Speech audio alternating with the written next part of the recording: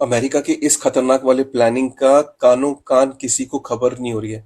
America ने पूरी दुनिया को दिखाया कि वो बिटकॉइन का स्ट्रेटेजिक रिजर्व एसेट बनाने की प्लान कर रहा है।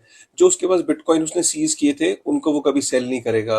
उसने प्रेसिडेंट ने बिल भी साइन कर दिया कि वो फ्यूचर में स्ट्रेटेजिक रिजर्व एसेट पे काम करेंगे।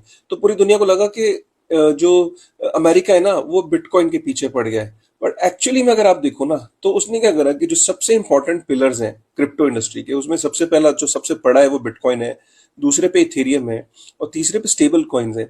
इन तीनों के ऊपर वो हावी हो रहा है। हावी होने का मतलब क्या है कि वो उसको पता है कि पूरी दुनिया जब तक जगेगी तब तक मैं इन तीनों के अक्यूमुलेशन ज्यादा से ज्यादा कर लेता हूँ। और उसके यहाँ की कंपनीज इसको ज्यादा से ज्यादा अक्यूमुलेट कर रही हैं। जब दुनिया में कोई क्रिप्टो की तरफ बढ़ने लगता है तो उसको कहता है मैं तुम्हें एफएटीएफ में डाल दूंगा। तुम क्या कर रहे हो? क्रिप्टो छोड़ दो। एल सल्वाडोर में आईएमएफ के थ्रू प्रेशर बनाना, अरे नहीं नहीं तुम ये क्रिप्टो क्रिप्टो मत करो। ठीक है, अगर कोई माइनिंग करने लगता है तो आईएमएफ उसके पास जाता है, तुम्हारे पास तो पहले से इलेक्ट्रिसिटी नहीं है, तुम क्यों बिटकॉइन माइन कर रहे हो?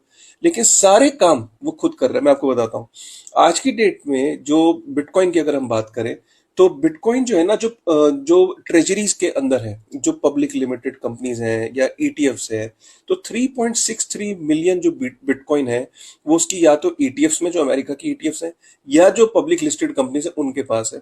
बहुत ही कम क्वांटिटी में पूरी दुनिया की जो बाकी कंपनीज के पास या ईटीएफ्स के पास है, लेकिन ज्यादातर जो भी है बिटकॉइन की जो मेजर सप्लाई अगर आज की डेट में 3.63 मिलियन बीटीसी, वो अमेरिकन ईटीएफ्स और अमेरिकन कंपनीज के पास है।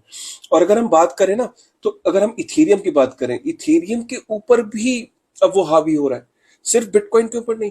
अगर इथेरियम की बात करें तो इथेरियम को डिजिटल ऑयल माना जा रहा है। डिजिटल ऑयल का मतलब है कि अगर इथेरियम को यूज करना है ना तो आपको भाई इथेरियम टोकन की जरूरत पड़ेगी।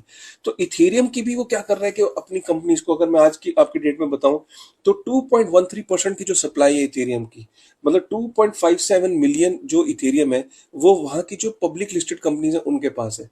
मैं ईटीएफ की बात बोलूं तो आज की डेट में 5% सप्लाई जो है इथेरियम की, वो वहां के जो अमेरिका की ईटीएफ है उनके पास है। तो इथेरियम को भी वो मेजर लेवल पे बाय कर रहा है। अगर हम स्टेबल कॉइन की बात करें तो अगर 270 272 बिलियन यूएस डॉलर का मार्केट कैप है, तो उसमें भी 200 सवा 200 बिलियन यूएस डॉलर की जो है वो उसी की अमेरिका के जो स्टेबल कॉइन्स है, American dollar backed stable coins है।